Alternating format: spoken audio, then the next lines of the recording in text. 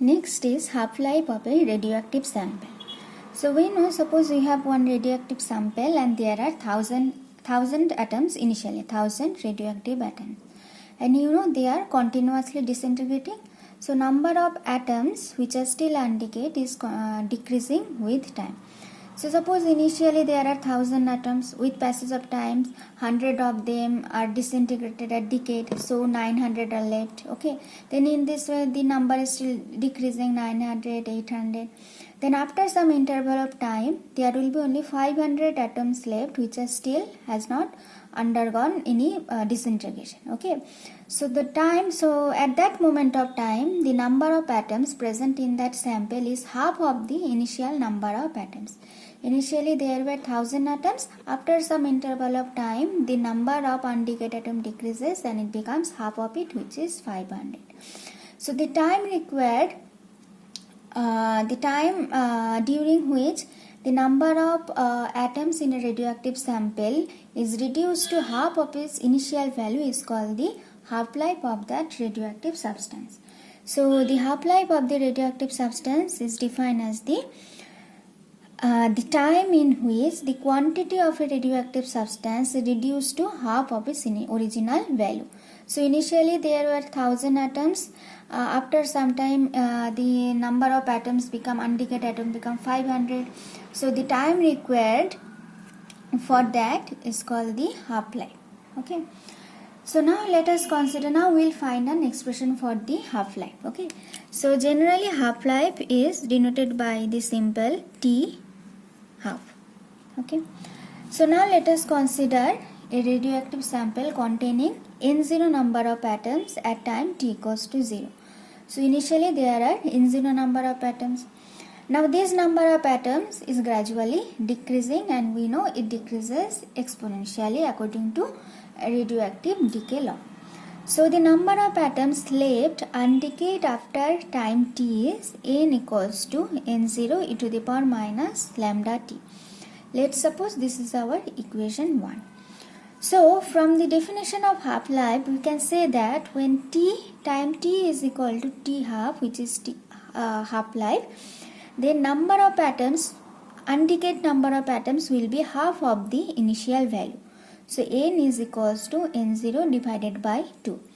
So putting these values in equation 1, we get, so on the left hand side, in place of n we will have the number of undecayed atoms. So presently it is n0 by 2 equal to, on the right hand side we have n0 e to the power minus lambda. After what interval of time the number is half of the initial value? It is t half. So time is t half.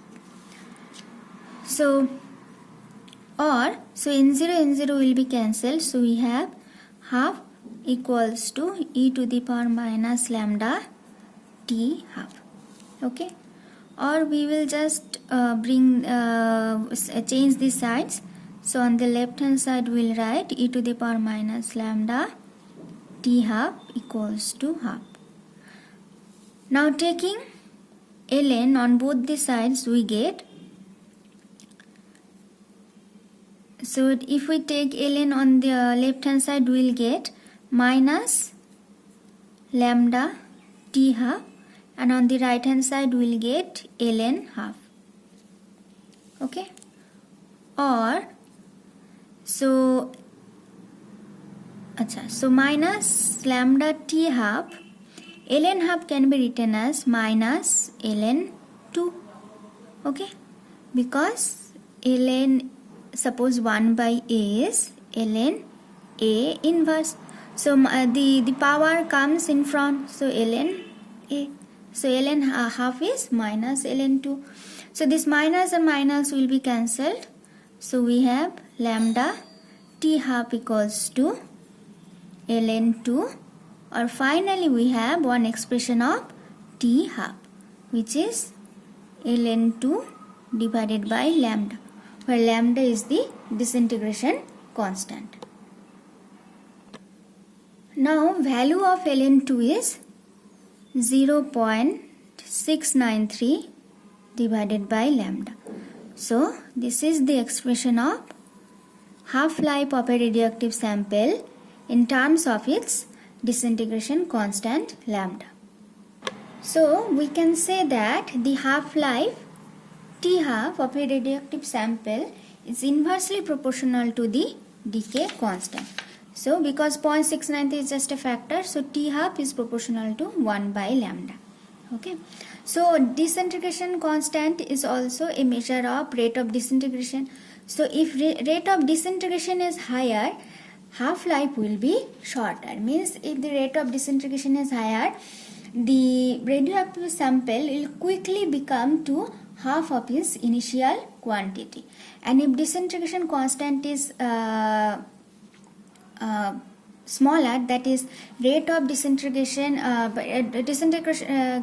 disintegration constant is smaller, that is rate of disintegration is small, okay, that is activity of this radioactive sample is small, then it will take, so T half will be longer, so that is it will take a longer time for the radioactive sample to become half of its quantity.